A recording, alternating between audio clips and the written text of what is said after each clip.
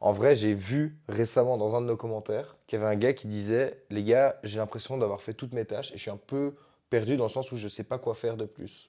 Si tu regardes ce podcast, grosse dédicace à toi, ce podcast est pour toi. Et je pense qu'en fait, ce mec est un mec qui bosse énormément, donc ça c'est génial. Mais je pense que c'est quelqu'un qui est extrêmement occupé mais peu productif, donc il n'arrive pas à déceler les tâches qui sont vraiment utiles dans ce qu'il fait. Ouais.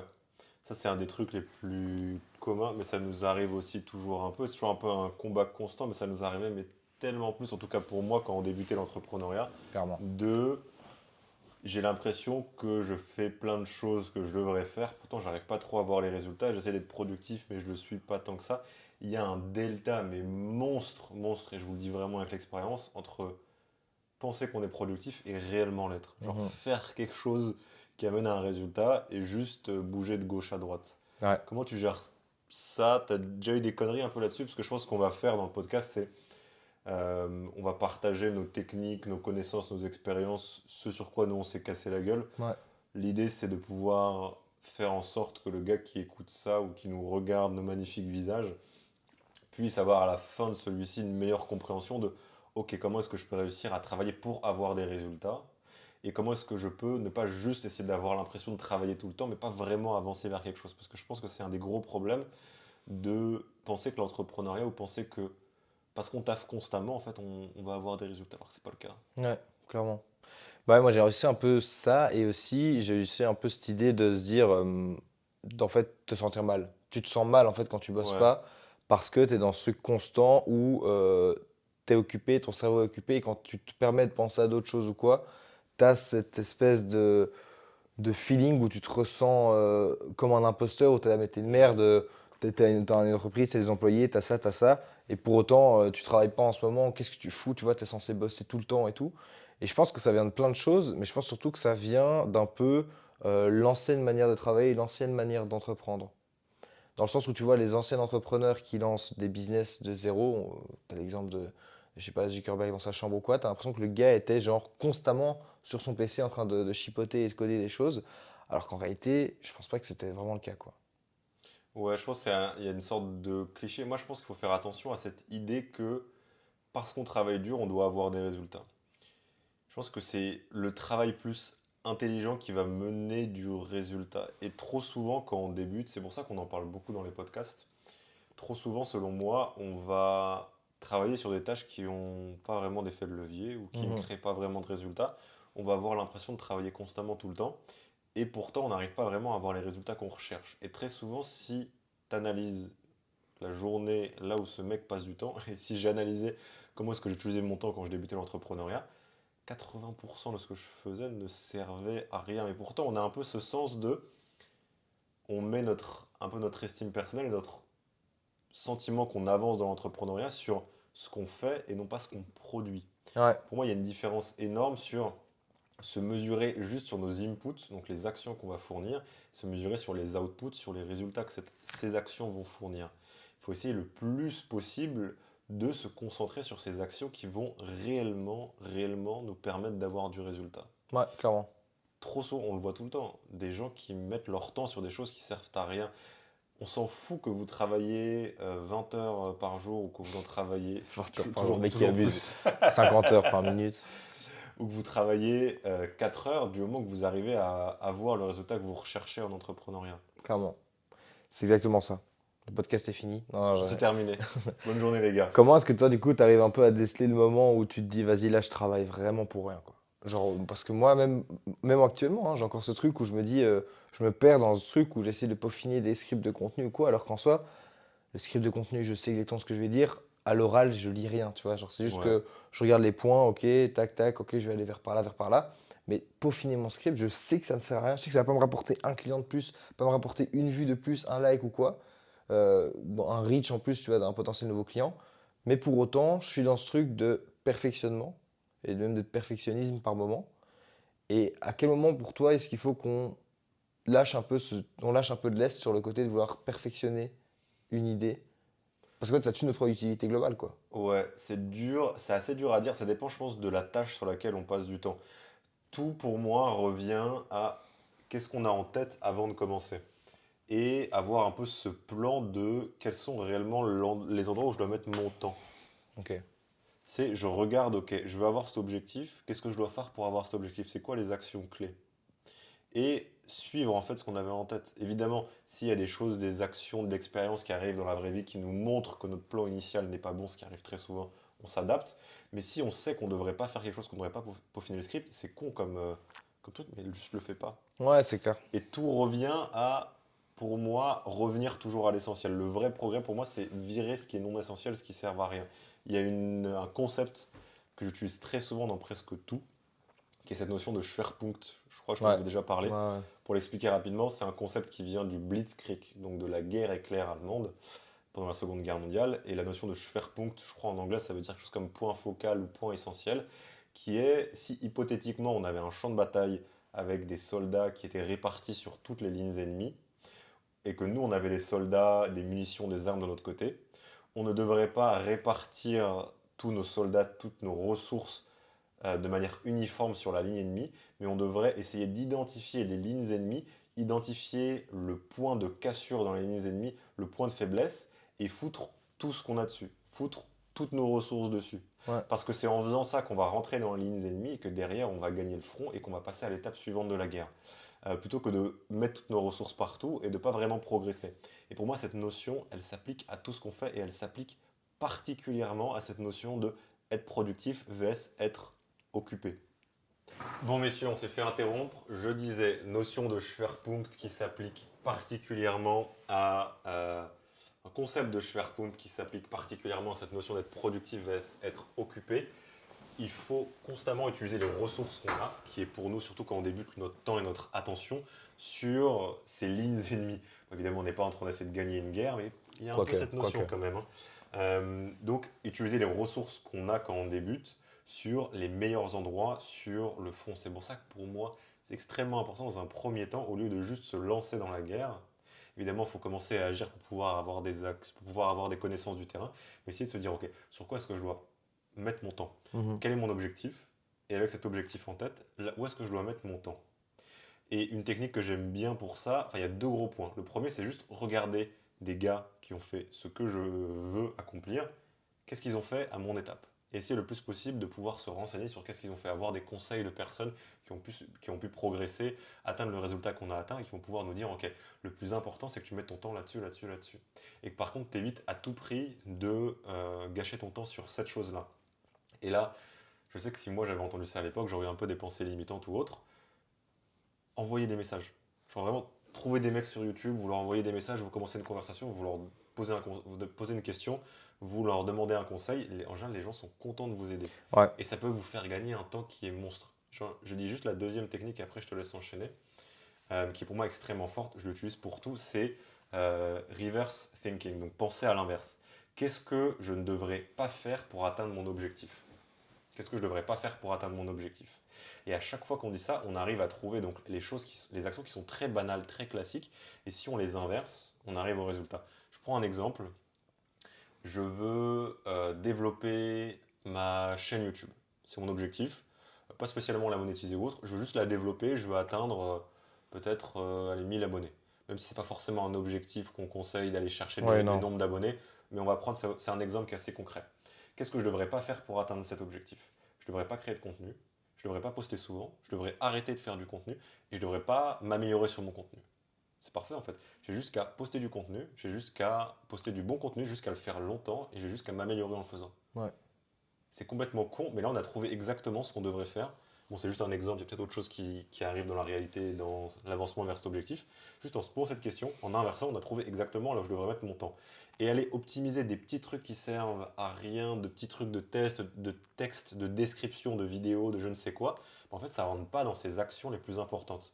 Il vaut mieux, je préfère qu'un gars se concentre sur ses actions importantes et que derrière il se repose dans le temps libre qu'il a, qu'il aurait normalement utilisé sur des actions à bas effet de levier, et que dans ce repos-là, il justement a peut-être des nouvelles idées ou juste qu'il prend le temps de se reposer, de faire autre chose, plutôt qu'un mec qui va se tuer sur des actions qui servent à rien, qui va travailler deux fois plus, mais qui va avoir soit moins, soit pas plus de résultats, et donc sur le long terme abandonné. Ouais, c'est clair. Maintenant, moi, je veux juste revenir pour le gars, tu vois, qui était là et qui nous a posé la question de vas-y, j'ai plus rien à faire. Ouais, Mec, donc en gros, là, tu m'expliques que tu as des leads en illimité et que tu les closes à chaque fois. mec, Ouais, t'es trop fort. il y a toujours des choses à régler. T'es trop fort. Mais genre en mode, en fait, c'est un peu une phrase, tu vois, où tu vois pas le truc directement parce que c'est aussi dur en fait de se dire, vas-y, je vais me remettre dans le dur, etc. Et c'est là aussi où est la force de ce qu'on peut faire, etc. Avec les gars de Spark. Mais genre en mode, ok, ben t'as rien à faire, envoie 50 DMA francs en plus.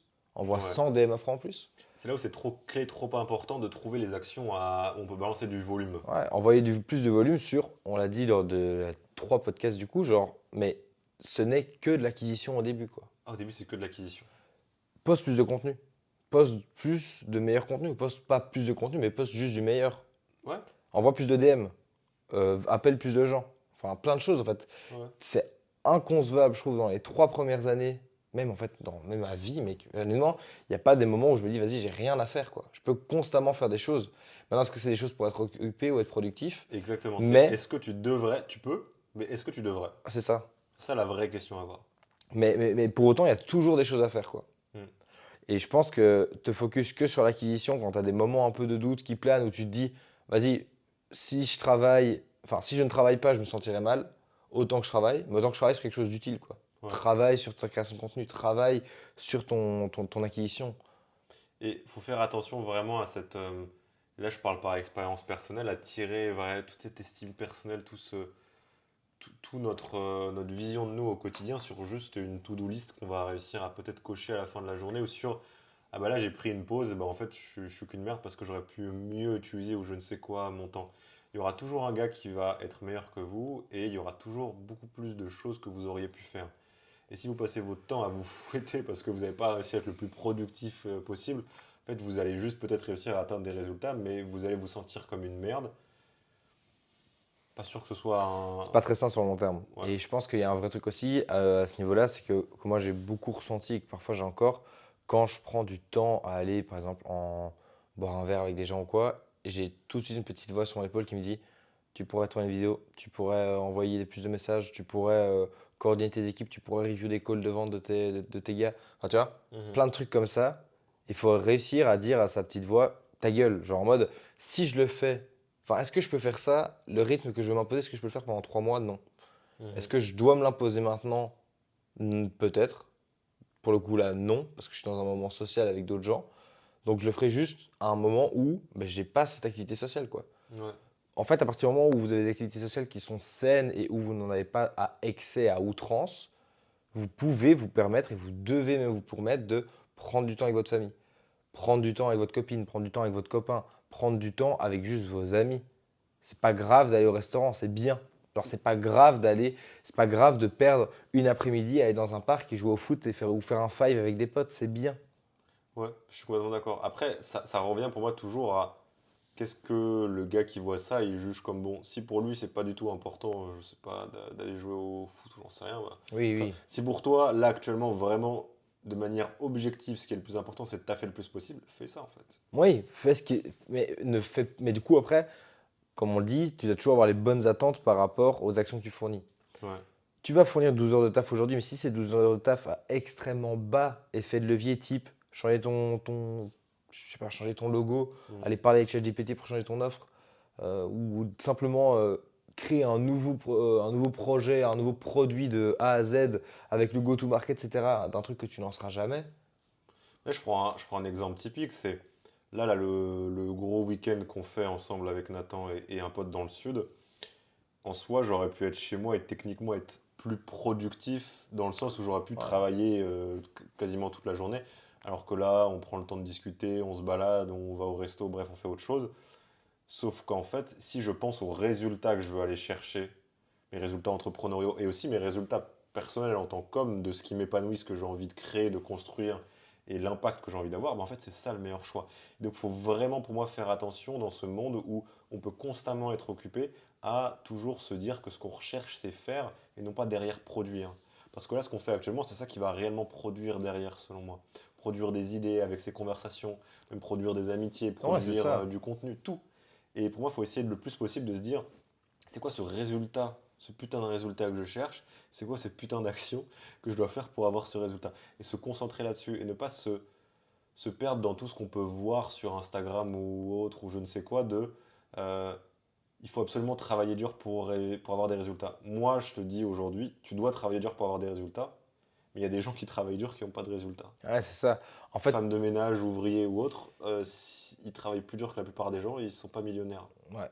Mais en fait, ça c'est aussi en fait où tu mets ton temps et en fait comment est-ce que les gens le valorisent. En fait, genre en mode, c'est très très, par exemple, les études d'un point de vue social, c'est extrêmement valorisé, mais pas forcément d'un point de vue monétaire. Ouais. Un médecin est quelqu'un d'extrêmement utile, hyper important à la société, pour autant, c'est pas le mec qui gagne le plus d'argent au monde. Mhm. Tu vois? Et donc en fait, les types se mangent 10 ans d'études avec des spécialisations, etc. Peut-être 8 au global en France, je sais pas. Mais au final, est-ce que c'est les gens qui vont le plus gagner d'argent? Non. Mais après, est-ce que c'est leur but? Pas forcément non plus, quoi. Ouais, ça revient souvent à cette notion de OK, qu'est-ce que tu fais de base, quoi? Qu'est-ce que tu veux optimiser? Qu'est-ce que je cherche à optimiser? Si ce que tu cherches à optimiser, c'est te sentir productif, très bien, travaille toute la journée, même sur des tâches à bas effet de levier. Si tu recherches à développer ton business et peut-être avoir une vie à côté qui va être intéressante pour toi, mais dans ce cas-là, prends le temps d'aller identifier ce que c'est que pour toi créer du résultat, concentre-toi là-dessus et mets aussi ton temps sur des activités que tu juges importantes. C'est clair. J'en parlais dans le podcast qui a dû sortir, je pense, il y a 2 épisodes, de cette notion de cette dualité entre intensité Ouais, et durée. Je la rappelle rapidement. Pour moi, le progrès, il y a 2 parties. Il y a l'intensité et la durée. Et le but, c'est d'essayer de trouver le bon équilibre entre les deux. La durée, c'est la seule donnée sur laquelle on ne peut pas tirer de trait. On ne peut pas atteindre quelque chose de grandiose si on ne reste pas sur la durée. Et donc, il faut faire attention à mettre trop de temps trop de ressources sur l'intensité et de derrière perdre sur la durée. Je pense que l'intensité, elle est nécessaire. C'est pour ça que pour moi, travailler dur, c'est nécessaire au résultat entrepreneurial, mais travailler dur sur les bonnes choses, travailler dur sur la durée. Et c'est pour ça qu'il faut souvent se concentrer sur, OK, comment est-ce que je peux continuer à faire ces bonnes actions pendant 10 ans? Et c'est vraiment quelque chose de con, mais posez-vous cette question, c'est ce pourquoi moi j'optimise au quotidien, c'est comment je peux continuer à faire du contenu dans 40 piges? Mais vraiment dans 40 piges, comment est-ce que je peux continuer à faire ce que je fais? Comment est-ce que je peux continuer à créer des entreprises qui me font kiffer, avec des gens avec qui j'aime travailler, dans 40 ans aussi? Et dès qu'on commence à voir beaucoup plus loin, on commence à optimiser pour ce plus loin. Et aussi, tous les problèmes qu'on a au quotidien, les petites galères à ouais, gérer, c'est de elles la paraissent merde. insignifiantes. Ouais, clairement. T'as Clairement. des techniques, toi, un peu. En général, j'aime pas trop parler de hack De productivité. et tout ça, mais il y a des trucs que tu utilises un petit peu au quotidien. Pas vraiment, dans le sens où moi, c'est ma productivité est principalement basée sur la manière dont je m'organise, donc plus Mhm. sur genre moi, de la manière dont ma journée est organisée. Mais parle-nous de ça aussi, Bah, alors, c'est important. ouais, bah, j'ai déjà évoqué dans un autre podcast, mais ouais, c'est en gros, moi le dimanche, je programme toute ma semaine, avec d'abord les plus grosses tâches, puis après les tâches obligatoires, mais dans un espace de temps un peu plus fluide. Puis après, les moments où je dois caler, où je peux les caler un peu n'importe où, tu vois, mes tâches, quoi. Et donc ça, c'est vraiment en fait ma méthode de me dire, enfin, que j'ai élaboré sur plusieurs années pour me dire, ok, c'est cette manière-là dont je vais être le plus productif et où je vais pouvoir produire le plus de valeur et surtout où je vais le moins péter un câble. Mhm. Je sais que avoir des calls de Spark avant d'aller à la salle me presse, enfin, je suis pressé pendant les calls, enfin, tu vois, genre, c'est pas vrai, hein, mais c'est juste, tu vois, je prends un exemple comme ça au pif ou un call de vente, ben, je sais que du coup, avant la salle, ça va plus être des tâches type contenu. Ouais, Parce que ça, c'est genre en mode justement, en fait, plus je me mets une deadline, plus je sais que j'ai un truc après. Techniquement, plus je passe du temps sur un contenu, il n'est pas forcément meilleur, ouais, tu vois. J'ai remarqué ça en fait bah, à force de production, même chose. Tu fournis une tâche, tu observes, tu comprends, et puis après, tu améliores, quoi. Et donc, je sais que faire du contenu dans un peu genre de manière pressée, intensive, ça me réussit bien, je gagne plus de temps dessus, et je me permets de moins me reprendre, donc je suis plus performant, donc tu vois, je gagne plus de temps, quoi. Mais sinon, non, en vrai, méthode de production, moi j'ai eu du mal. Enfin, pour moi, le deep work est une science inexacte. En fait, je trouve dis-nous. pour moi, c'est trop variable en fait. C'est-à-dire qu'il y a des jours où profondément je sais que je vais pouvoir en faire et des jours où pas du tout, de par plein de choses quoi. De par ce que j'ai appris dans la journée. Si j'ai des événements qui genre, me motivent, je veux dire, m'excitent, genre, par exemple partir en vacances ou quoi le lendemain, je sais que la veille, tu vois, ça va pas être le même mood en fait dans lequel je vais être et je vais pas être capable de me dédier à 4 heures sur une Mais ça, tâche, c'est tu vois. comprendre aussi avec les. Enfin, tu te comprends, quoi. Ouais, c'est ça. Ouais. Et donc en fait, je pense que la meilleure manière d'être productif, c'est juste de vous écouter vous et de savoir quoi faire. Une bonne manière pour moi enfin, une bonne technique qui m'a permis de vraiment apprendre à travailler longtemps. Il y en a qui a fait ça au deep work ou pas, mais genre pouvoir travailler genre plusieurs heures sans se dissocier de la tâche, c'est de faire du pomodoro, mais augmenter petit à petit. Au lieu de faire 50 minutes, 10 minutes, faire. Tu sais que je déteste le Enfin, non, je déteste pas, mais ça marche. Enfin, je l'ai testé plein de fois et justement, moi je trouve que, enfin, je veux bien Ah entendre ouais. ta façon de faire, mais que ça va à l'encontre un peu avec cette notion de flow et de deep work. C'est-à-dire que le Pomodoro, il venait m'amener une rigidité Ouais. dans quelque chose qui, lui, n'était pas, et justement, bah, comme tu le dis, une science exacte pour moi. Ouais. Parfois, je peux taffer 3 heures, être vraiment concentré pendant 3 heures, Ouais. ne pas avoir besoin de pause. Parfois, je vais travailler 30 minutes et je vais me dire, putain, bah là, peut-être c'est pas une bonne journée, je vais devoir prendre une petite pause et repartir. Mm. Et cette rigidité du Pomodoro, moi, elle me réussissait pas. Mais justement, en fait, c'est dans le but de t'amener vers des plus longues heures de travail. Donc, en fait, tu commences par du 25 minutes, 5 minutes, puis tu fais du 50 minutes, 10 minutes, puis tu fais du 1h20, 15 minutes. Hmm. Et en fait, c'est juste une bonne manière pour moi, et c'est comme ça que j'ai pu amener le fait d'avoir des longues périodes de concentration, c'est en fait de juste te dire, OK, là, pendant 1h20, je suis dédié à ma tâche, quoi. Mhm. Et c'est, pour le coup, c'était les études, tu vois. Et en fait, ça m'a juste permis de pouvoir entraîner ma concentration et mon état bah, juste de travail, en fait, de plus en plus long, et tout en réduisant les pauses. Et en fait, m'amener jusqu'à maintenant, je peux pas travailler moi 3 heures d'affilée, c'est un truc qui ne fonctionne pas, mais je peux travailler facilement 2 heures, 2h30, sans m'en rendre compte, être productif, et puis après, derrière, me prendre une bonne pause, quoi. Mais ça a été possible de par le fait que je l'ai fait de manière progressive, quoi, Ouais, crescendo. Mais c'est pas un truc que j'ai déjà vraiment entendu en vrai des gens. Soit les gens préconisent le Pomodoro en mode non, tu fais 50 minutes, 10 minutes. ouais, ouais. Mais moi, c'est plus en mode dans le truc où fais comme tu le sens. Si tu sens que tu peux travailler 20 minutes de plus par rapport à la dernière fois, tout en étant aussi concentré, essaye. Pour moi, c'est ça la vraie productivité, c'est genre essayer de développer cette compétence beaucoup trop sous-estimée d'écouter son corps. Ouais, C'est, si tu sens qu'aujourd'hui tu peux taffer 15 heures, que tu as envie de taffer 15 heures, que tu n'as pas envie de prendre de pause, grand bien t'en go. face. Ouais. Par contre, si tu sens qu'aujourd'hui, le temps que tu arrives à fournir, tu arrives à faire avoir aucun résultat et que tu as pété un plomb, prends une pause en fait. Mm. Et peut-être ça vaut le coup de définir, moi j'ai une définition qui me plaît beaucoup de la productivité qui est maximiser les outputs, donc les résultats que tu vas avoir pour tes inputs, donc pour les actions que tu vas fournir. Ouais. Donc encore une fois, cet effet de levier. Et c'est là où il faut vraiment prendre le temps d'identifier les bonnes actions à effet de levier. Et aussi, c'est extrêmement important, à chaque fois je suis choqué du nombre de personnes qui ont des choses parasites dans leur quotidien. C'est identifier ces actions importantes, tu les priorises avant tout, et après tu vas faire les petites choses inutiles. Tu ne peux pas te permettre pour moi d'avoir ton téléphone à côté de toi en mode vibreur Mm. pendant que tu es en train de taffer sur une tâche Ah, importante. l'enfer, l'enfer. C'est impossible en Même moi, je fait. pense juste que c'est impossible d'être juste productif dans ta vie, d'avoir ton téléphone en mode vibreur, quoi. Pour moi, toute personne censée doit avoir ne pas déranger. Et moi, il y a juste les appels qui passent. Et à certains moments, c'est juste les appels de ma copine, ma maman et les gens de ma famille quoi, qui Ouais. passent. Et les gens s'habituent à ça. Pas vrai, Nathan, tu t'habitues à ce que je ne réponde très très mal, pas très souvent sur Ouais, mais WhatsApp. c'est bien. Mais c'est bien en fait, parce que juste. Après, moi, j'ai WhatsApp qui est ouvert constamment parce qu'il y a beaucoup plus de retours et d'échanges avec des clients constamment, relancer des Hmm. prospects, etc. Donc en vrai, je peux comprendre, hein. Parce que tu as un WhatsApp aussi pro. Ouais, c'est ça. Moi, Toi, c'est un il y a mix, un peu de quoi. perso aussi dedans. Donc, Ouais, c'est ça. Ouais, du coup, je peux comprendre. Moi, j'ai aucun contact perso à part mon groupe famille, mais le truc est muté, juste je vais dessus quand j'en ai besoin. Mais non, ouais, c'est vraiment ce truc de. Et genre, je m'en suis habitué, je m'en suis accommodé. Je sais juste que quand tu vas ouvrir mes messages, quand tu vas écouter les vocaux, quand je vais te faire des retours sur X personnes de Spark, on doit faire ça, on doit tourner ce podcast-là, ou qu'est-ce que tu penses de ce sujet-là, je sais que je vais avoir un retour complet, etc. Et c'est juste une manière de fonctionner.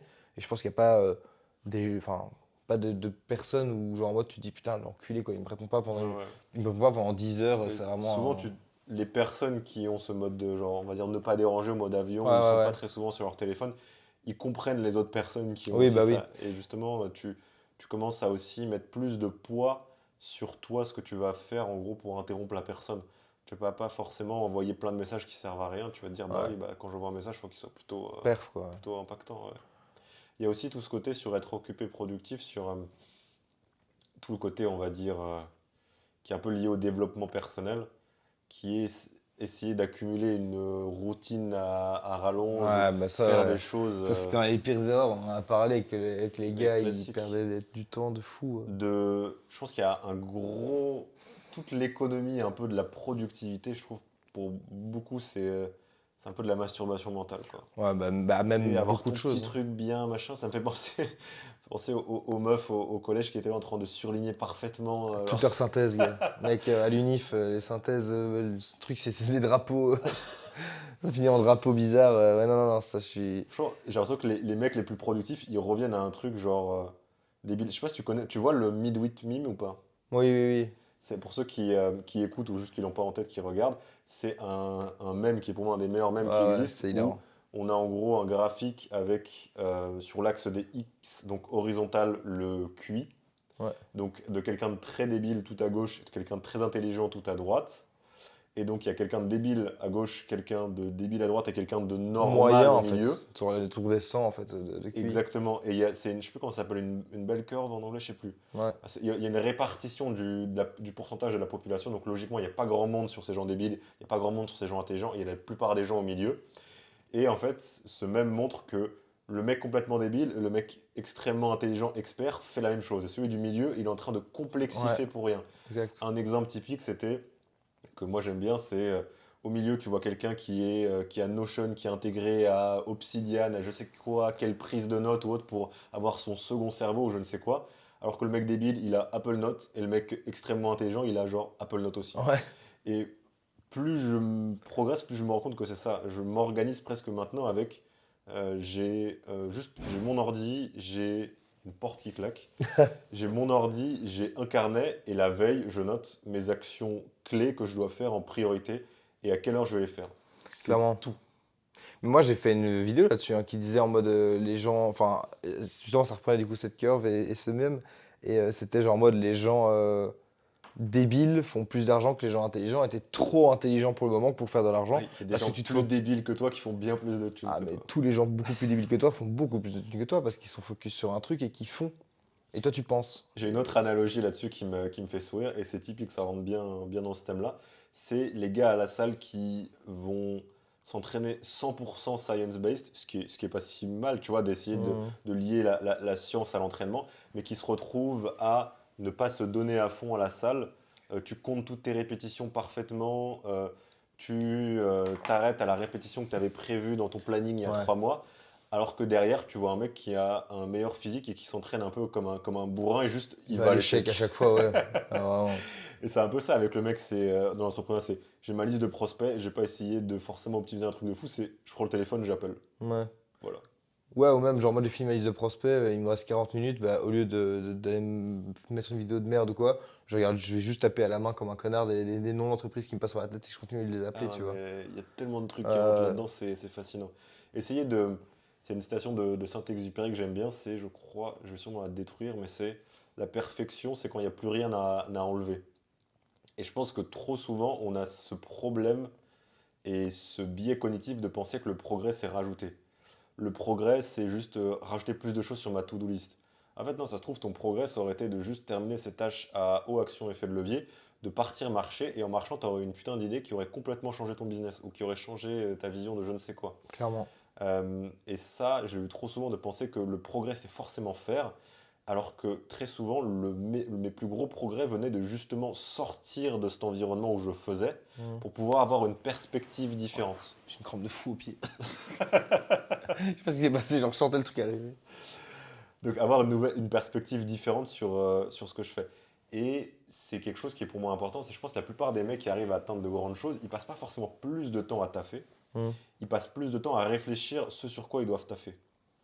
Plus de temps à savoir, Après, ouais, ça, c'est quand même aussi un truc où. En fait, moi, j'ai peur de donner ce genre de conseils parce que, enfin, ouais, tu c'est vrai, vois, quand en tu fait, c'est débutes, ouais, il faut trop. faire. Les gens sont trop early, je pense, pour penser à ce genre de truc. Mais donc, faites juste, en fait. Faites ce que vous savez que Et vous devez faire le plus important, en fait, les tâches à haut effet de levier. Et comme on disait, essayez pas juste d'être occupé, quoi. Si vous avez besoin de prendre cette pause, si vous êtes plus une personne qui a moins cet affect mental de se dire, ok, j'ai bien travaillé aujourd'hui, j'ai le droit de me récompenser, j'ai le droit de manger ce soir, mais vous êtes... La technique ultime de productivité, je sais pas si je t'en avais parlé, mais pour moi, c'est la... Il y a des fantômes, il y a des Il y a des fantômes. fantômes dans la C'est maison. officiel, on va faire un Pour moi, urbex. c'est une des meilleures techniques de productivité, mais enfin non, bon, j'abuse. Une technique de productivité qui me fait beaucoup rire et qui marche bien, c'est tant que j'ai pas terminé ma liste de tâches, je n'ai pas le droit de bouffer. Ah, c'est vraiment un animal, ce type. Bon, déjà, je jeûne le matin, donc ça m'aide, Ouais, mais ça pourrait être un autre sujet d'ailleurs. Pour moi, un des plus gros hacks que vous pouvez utiliser en productivité, c'est juste bouffez pas ou bouffez moins. Quand votre corps, il n'a ouais, pas de nourriture, qu'il n'est pas en système parasympathique à essayer de digérer, vous êtes beaucoup plus concentré sur vos tâches. Et donc c'est un truc tout con, mais enfin c'est un truc un peu débile, mais je me disais, ok, bah là j'ai toutes ces tâches à faire, tant que j'ai pas terminé, je vis avec de l'eau et des cafés quand j'ai le droit. Et ça te tue un peu à la fin de la journée, mais quand tu as une grosse journée, ça peut fonctionner. À Ouais. utiliser à vos risques et périls, les gars. Ouais, et tu vas juste avoir des plaintes dans la gueule. Je vais me faire poursuivre en justice Et ce pour sera mes mérité conseils. en plus. Entre parenthèses, c'est mérité. Ouais, non, vraiment. Ben, écoutez, en vrai, on vous a donné un maximum de valeur sur vraiment en fait vous aider à vous sortir de ces pièges en fait qui sont trop souvent. euh, en fait, on tombe trop souvent dedans en fait. Et je pense qu'on va faire un podcast spécial sur comment être productif. Ouais, ça peut être Parce que là, intéressant. la vision qu'on voulait vous donner, les gars, c'est être occupé et être productif, c'est deux choses distinctes. Et il Ouais, faut surtout pas que dans votre tête, vous pensiez que parce que vous êtes occupé, vous êtes productif. Ou parce que vous n'êtes pas occupé constamment, vous vous n'êtes n'êtes pas pas productif, productif.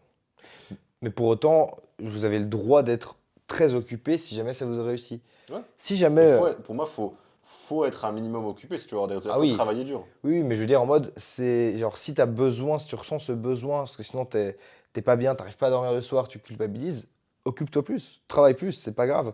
Mais juste, rends-toi compte que la moitié des tâches ou 80% des tâches que tu fais ne servent à rien, quoi. Enfin, n'ont pas d'impact direct et mesurable sur ton business maintenant, quoi. Le truc, c'est que très souvent, ces tâches qui sont à haut effet de levier, qui sont réellement importantes, c'est celles qui prennent beaucoup de charge mentale. C'est pour ça des mecs qui me disent, moi, je sais pas, je deep work 10 heures par jour. Pardon? Si tu arrives à vraiment être concentré sur des tâches à haut effet de levier pendant 10 heures par jour, soit tu es un surhomme, soit les tâches sur lesquelles tu travailles, t'es pas réellement concentré. Parce que vous le savez peut-être, quand tu sors d'une grosse session de taf, même de juste Ah, une t'es heure et bien, hein. demie, genre, ça te calme un peu, faut que Ouais, tu ailles ouais, faire une ouais. petite pause. C'est pour ça qu'en général, les mecs qui sont constamment occupés, tu regardes là où ils mettent leur temps, et tu mets pas ton temps au bon endroit. Un Clairement. exercice, d'ailleurs, vous pouvez l'utiliser. C'est encore une fois, c'est un exercice un peu complexe. Il faut vraiment s'impliquer pour avoir des résultats dessus, mais ça va vraiment un peu vous changer votre façon d'avancer sur vos tâches entrepreneuriales.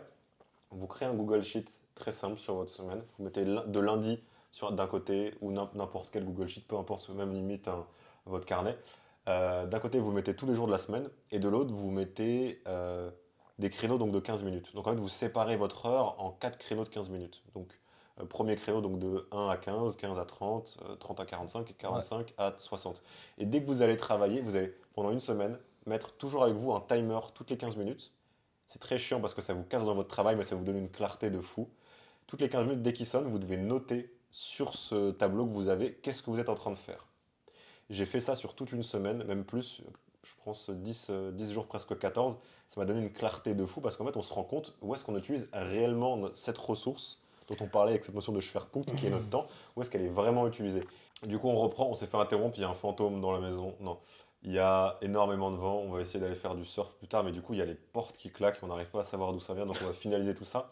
Je disais donc cet exercice-là, c'est extrêmement fort. Juste trouver un moyen pour vous de pouvoir voir où est-ce que vous investissez votre temps au quotidien. Et vous allez vous rendre compte qu'en fait, vous ne le mettez pas forcément sur ces tâches à haut effet de levier qui sont importantes. Et vous êtes peut-être juste occupé, mais pas productif. Donc concentrez-vous sur trouver ces actions sur lesquelles vous allez devoir vous concentrer pour avoir le plus haut effet de levier, pour pouvoir maximiser les outputs, les résultats que vous allez avoir, pas les inputs. Et faites attention à juste tirer votre estime personnelle, ce que vous faites au quotidien, de juste à quel point est-ce que vous travaillez au quotidien, parce que s'il y a des gars qui arrivent à avoir beaucoup plus de résultats que vous, mais qui travaillent moins, c'est qu'il y a peut-être un problème sur votre façon de travailler. Donc concentrez-vous sur ces actions à haut effet de levier, faites-les longtemps, ne travaillez pas juste pour travailler, vous allez forcément avoir du résultat. Forcément. Je pense qu'on a vraiment fait le tour de tout ça. On va essayer de vous faire un autre podcast sur la productivité très Ouais, on bientôt. a beaucoup de choses à dire là-dessus. Ouais, je pense que surtout toi, en plus, c'est vraiment un sujet que tu as vraiment essayé de maîtriser de A à Z. Donc on vous fera une masterclass là-dessus. Avant qu'une autre porte claque, on va vous laisser là-dessus. Merci d'avoir maté ce podcast jusqu'au bout, les gars. Prenez soin de vous et on se voit très bientôt. Ciao les gars.